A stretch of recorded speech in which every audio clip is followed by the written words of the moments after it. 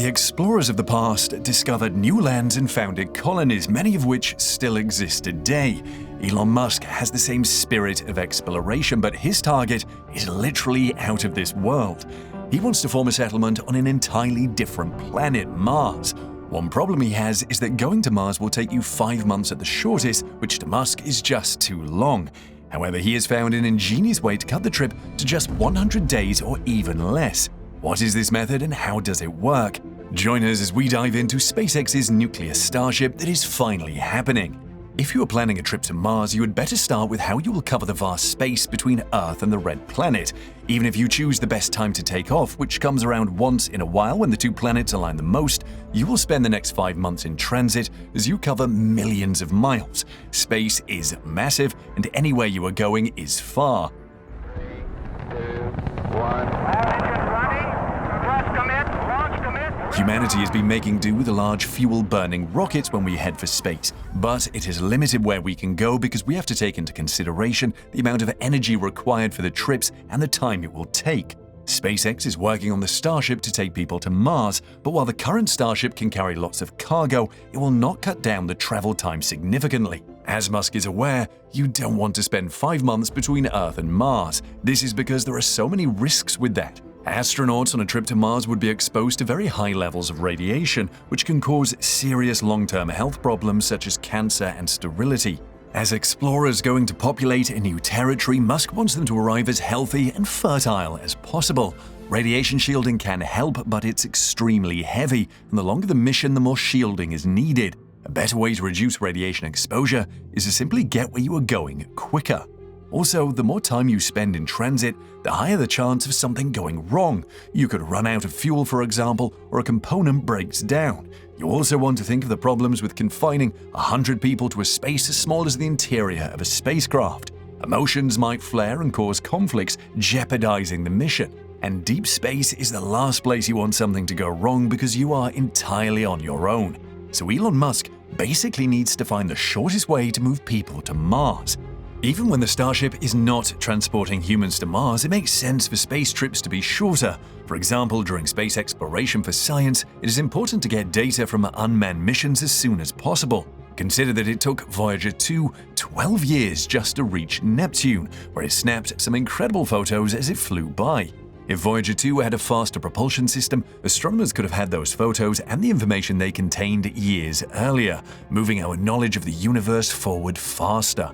Musk has indicated in the past that he is considering different options for powering spacecraft. For instance, he has tweeted about how nuclear-powered rockets would be a great area of research for NASA. He has good reasons for this because nuclear systems are faster. But why is a nuclear-powered Starship faster? To answer this question, let's look at the basics of how rockets work in space currently.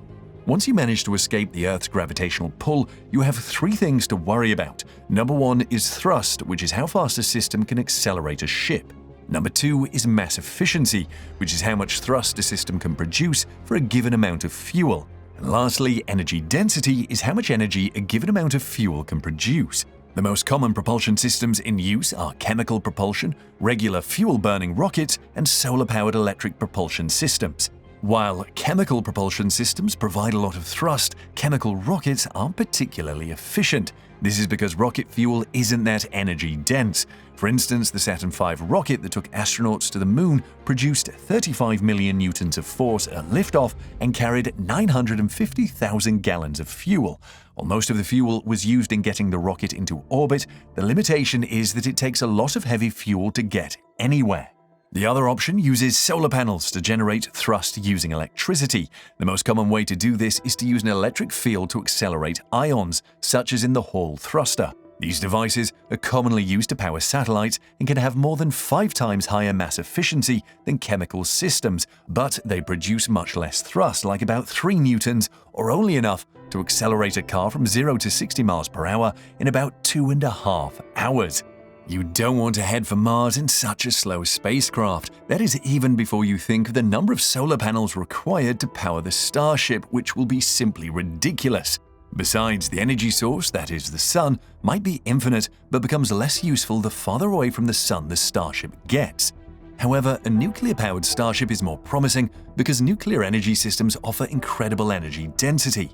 The uranium fuel used in nuclear reactors has an energy density that is 4 million times higher than hydrazine, a typical chemical rocket propellant.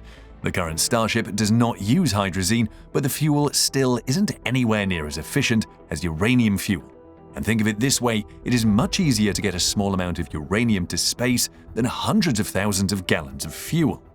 Before we talk about the different options for Musk's nuclear-powered Starship, there is one question that might be on your mind. Is a nuclear-powered Starship safe? Many people's idea of anything nuclear is a disaster waiting to happen or harmful radiation that could make humans very sick. Let's look at the safety of the riders in the Starship first. The risk of radiation would be mitigated through the rocket's design. The liquid propellants, yes, the Starship will still carry propellants for backup stored between the engine and the crew area, block out radioactive particles, acting as a good radiation shield. Apart from that, the distance between the crew and reactor also provides a buffer, as the design would place the living quarters at the other end of the rocket to the reactor. So what about the safety of people outside the Starship? Musk has already thought of that. In another tweet, he said the nuclear reactor on board the spacecraft will only kick in when it's cleared the Earth's orbit. This shows Musk is proceeding with lots of caution. This also means the Starship will still be launched by the Super Heavy, powered by chemical propellants, but the nuclear reactor will fire up after the two stages separate. Once in orbit, the nuclear reactor can do little harm as blasts and thermal radiation cannot move through a vacuum. If disaster struck and the rocket's reactor broke up, the pieces would not even land on Earth or any other planet for tens of thousands of years. By that time, the radioactive substance would have naturally decayed to the point where it wasn't hazardous anymore. So a nuclear-powered Starship is safe for everybody. Now let's talk about the configurations of the nuclear system in the Starship. Musk could use two main types of nuclear systems for the Starship. The first is called nuclear thermal propulsion. These systems are very powerful and moderately efficient. They use a small nuclear fission reactor, similar to those powering nuclear submarines, to heat a gas like hydrogen. The gas is then accelerated through a rocket nozzle to provide thrust. A Starship going to Mars on nuclear thermal propulsion would be 20% to 25% faster than a trip on a chemical-powered rocket. Nuclear thermal propulsion systems are more than twice as efficient as chemical propulsion systems, meaning they generate twice as much thrust using the same amount of propellant mass and can deliver 100,000 newtons of thrust. This is enough force to get a car from 0 to 60 miles per hour in about a quarter of a second. The second nuclear-based rocket system is called nuclear electric propulsion. The idea is to use a high-power fission reactor to generate electricity that would then power an electric propulsion system like a Hall thruster. This would be very efficient, about 3 times better than a nuclear thermal propulsion system. Since the nuclear reactor could create a lot of power, the Starship could carry many electric thrusters that could be operated simultaneously to generate a good amount of thrust. Nuclear electric systems would be the best choice for the extremely long-range missions that Musk plans for the Starship because they have very high efficiency and can give relatively high thrust. Let's hear what you think of Musk's nuclear-powered Starship in the comments section below.